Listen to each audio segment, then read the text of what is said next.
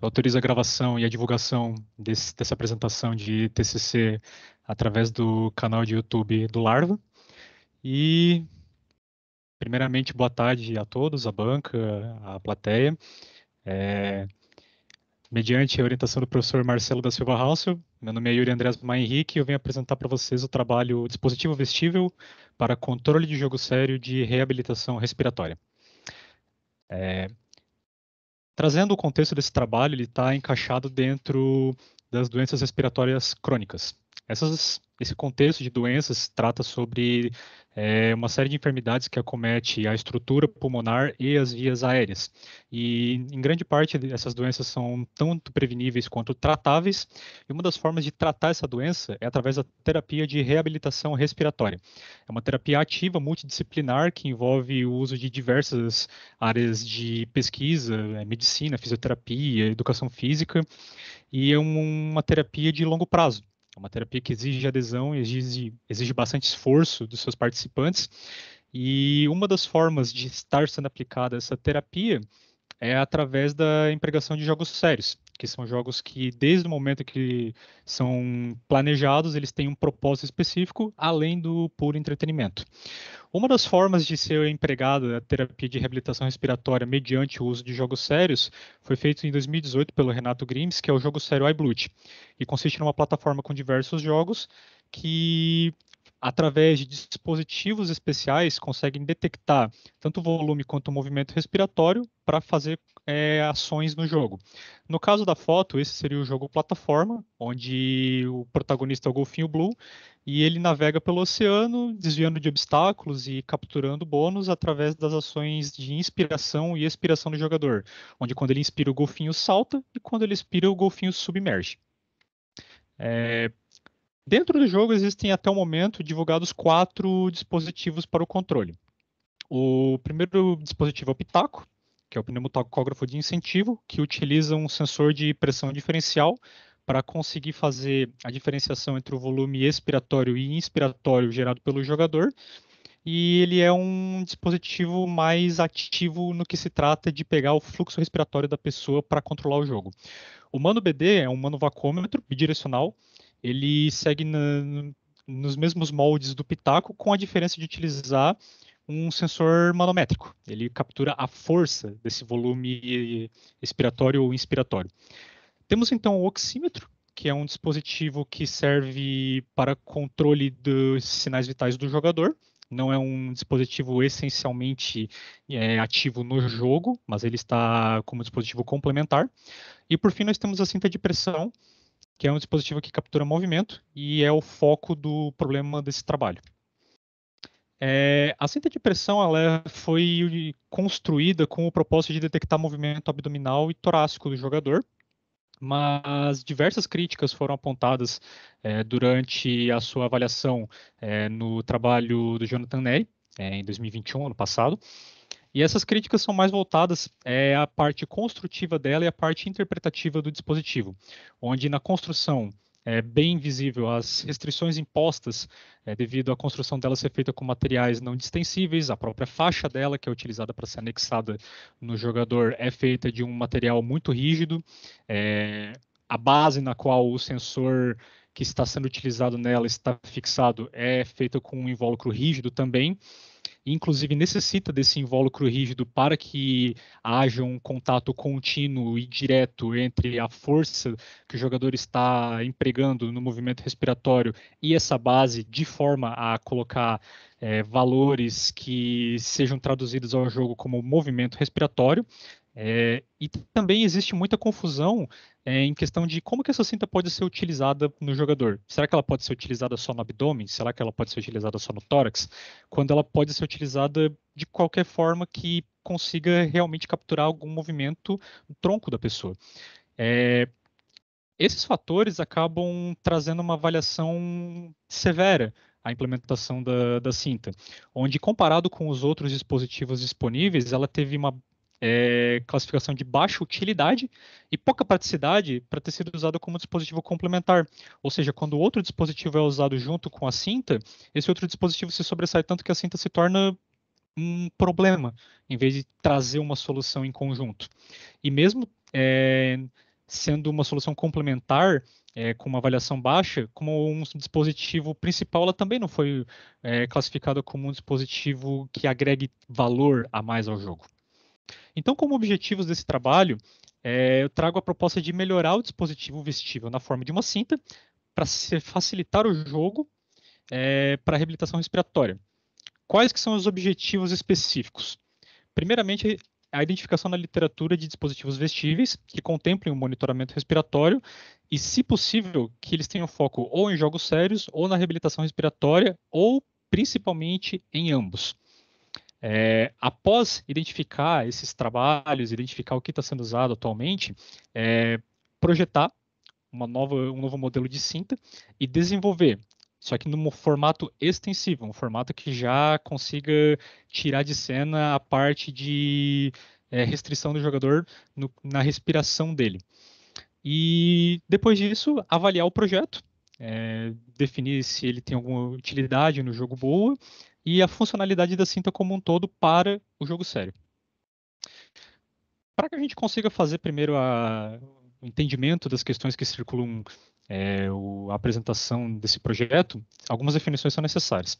Então, a primeira é entender o que são as doenças respiratórias crônicas, que são doenças, novamente, que acometem vias aéreas, estrutura pulmonar, são doenças que estão entre as maiores causas de morte no mundo, acometem milhões de pessoas no mundo inteiro e são principalmente disseminadas em países de segundo e terceiro mundo, onde o tratamento dessas doenças se torna mais difícil, pois a maior causa do avanço da enfermidade é quando ela não é tratada.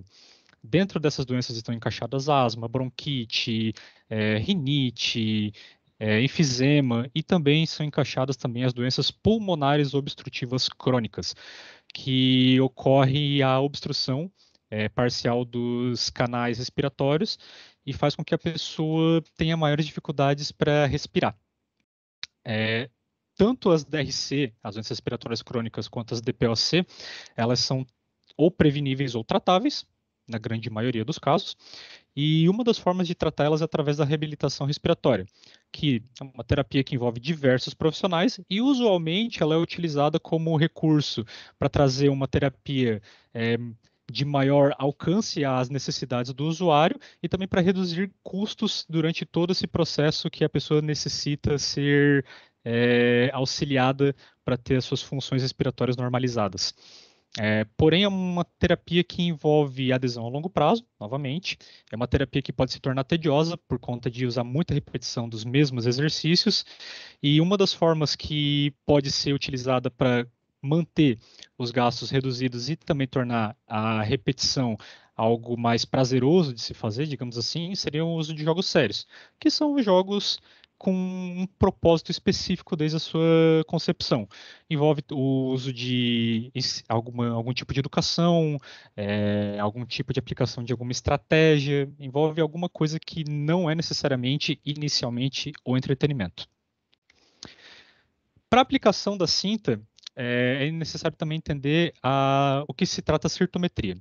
A cirtometria é uma prática avaliativa que consegue entender a mobilidade do tronco humano.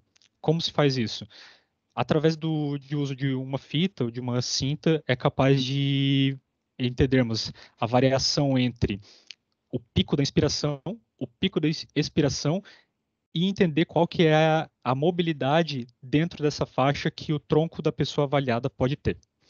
Não existe uma padronização específica sobre quais as regiões que devem ser medidas para se obter valores precisos, exatos, e que isso se torne alguma coisa universal. Mas na grande maioria dos casos, na grande maioria dos materiais e trabalhos publicados, são 4 regiões de maior importância, que é a região da axila, acima da terceira costela, a região do externo, no apêndice xifoide, parte da 7ª costela, a região basal, na 12ª costela, e a região do umbigo. E para conseguir capturar essa diferença, esse volume de informações, nós necessitamos, claro, de sensores, quando se trata de uma aplicação digital.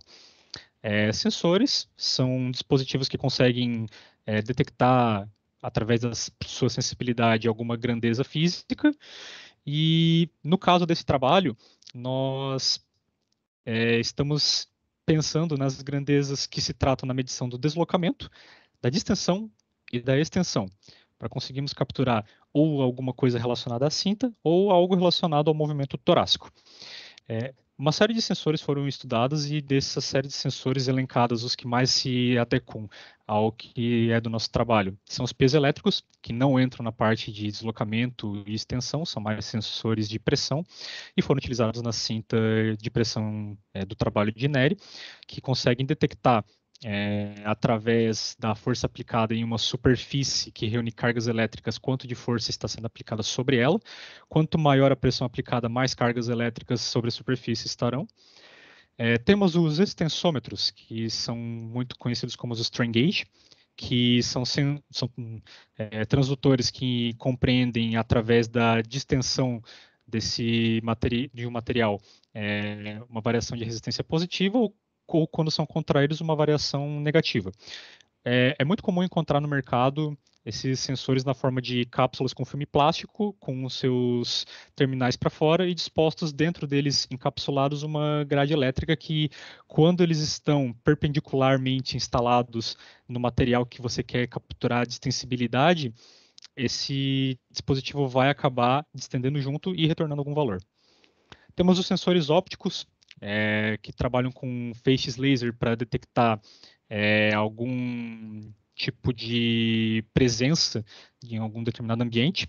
Esses feixes podem ser feixes luminosos ou infravermelhos, com a diferença que os luminosos geralmente têm alguma cor atrelada a eles para detectar algum dispositivo que barre o canal entre o emissor do feixe e o receptor dele, ou o infravermelho, que pode detectar inclusive objetos transparentes e não são visíveis a olho nu. Temos sensores ultrassônicos que conseguem fazer mapeamento do ambiente no qual eles possuem o sinal acústico refletido através da emissão de um lado desse sensor, bate no ambiente ou na área que se deseja obter essa deformação, e o receptor consegue compreender a distorção do sinal recebido.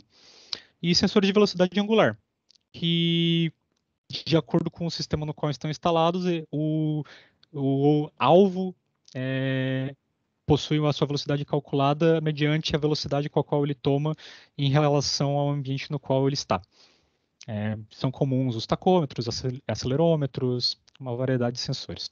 Para esse trabalho, nós estamos mais voltados na prerrogativa dos potenciômetros, onde nós temos duas categorias principais, que são as categorias linear e rotativo, potenciômetros que fazem movimento angular com o cursor em torno do seu próprio eixo, onde a resistência aplicada a um circuito varia, e o potenciômetro deslizante, que possui o mesmo princípio de funcionamento, mas com variação linear no cursor.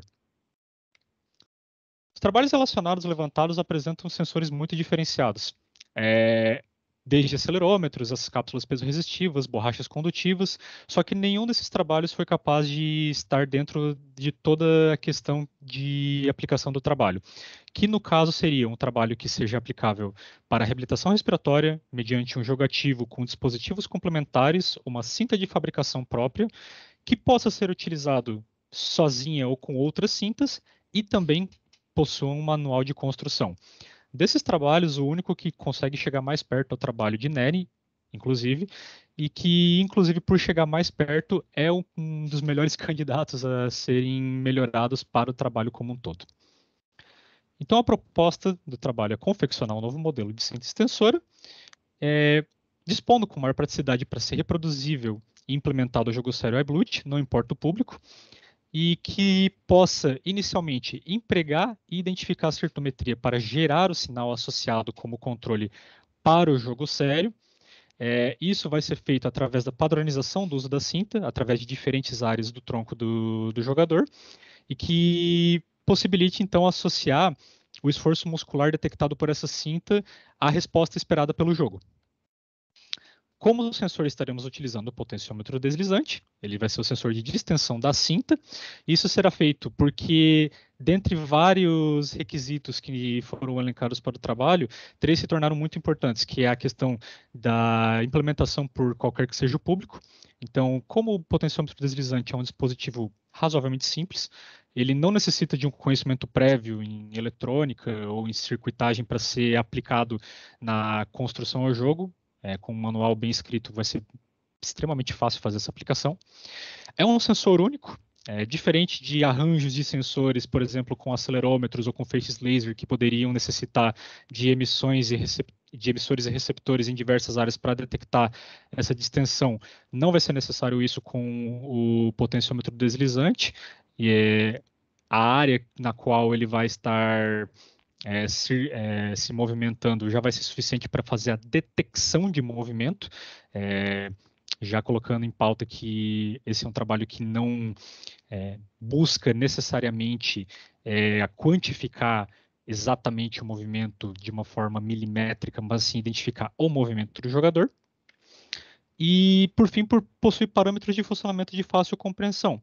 Comparando com um sensor acelerômetro ou com um feixe infravermelho, é muito fácil você identificar se um potenciômetro deslizante está funcionando da forma adequada ou não. Os problemas geralmente atrelados à instalação dele se reduzem a ou o dispositivo está com algum problema de operação que pode estar queimado, ou o cursor não está deslizando apropriadamente, e isso é facilmente detectável por quem está construindo ele.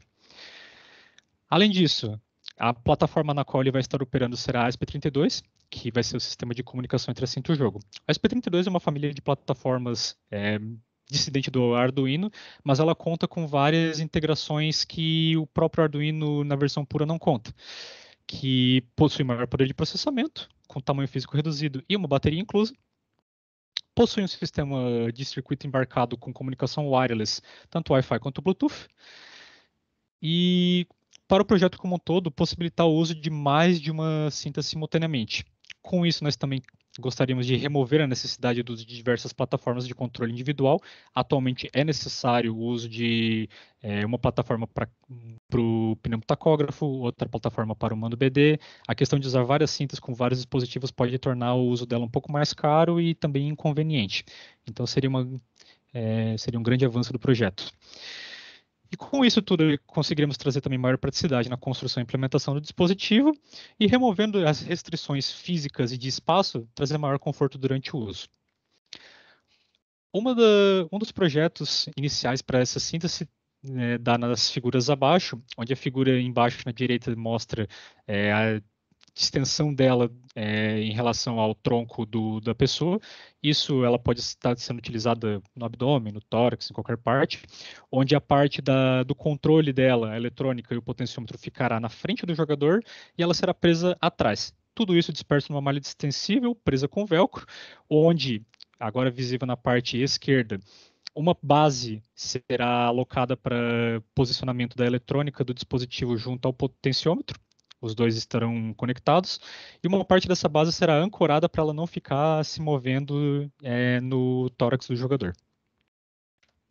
Alguns dos possíveis percalços serão a construção física da cinta, que deve ainda passar por melhorias, a refatoração dos algoritmos utilizados, que estão sendo atualmente aplicados em Arduino e na Unity por bibliotecas específicas, inclusive terá que ser feita a implementação da comunicação sem fio entre a plataforma e o jogo sério, e o desenvolvimento também do algoritmo que detecta vários canais de entrada para conseguir conciliar todos esses movimentos que o jogador está fazendo com uma resposta que seja adequada para o jogo. Como conclusões parciais desse projeto, nós temos que a aplicação da certometria vai abrir maiores possibilidades do uso do jogo sério para a reabilitação respiratória como um todo, que o potenciômetro deslizante é um sensor suficiente e fácil para ser utilizado no jogo, suficiente no que se trata de ser útil para o jogo e mostrar o movimento do jogador, e fácil no que se trata de poder ser aplicado, não importa o público que queira construí-lo. E o equipamento proposto envolve muitas melhorias quanto à cinta proposta no trabalho de Nery, a cinta de pressão rígida, mas ainda vai manter um custo de produção baixo e manter a facilidade na sua produção. Como cronograma para as próximas etapas, então, temos o detalhamento maior da construção da cinta e os seus materiais de montagem, a avaliação de toda a lógica de bibliotecas necessária para a detecção do movimento no ESP32, a implementação da própria lógica da cinta no iBluet junto aos seus testes iniciais, algumas avaliações dos testes e alterações na construção e nos algoritmos utilizados à medida que os testes avançam, os testes finais e a comparação com o modelo de Neri, e, por fim, todo o agregado será publicado no desenvolvimento do documento final, a ser apresentado como TCC2. Seria isso a apresentação, e muito obrigado a todos.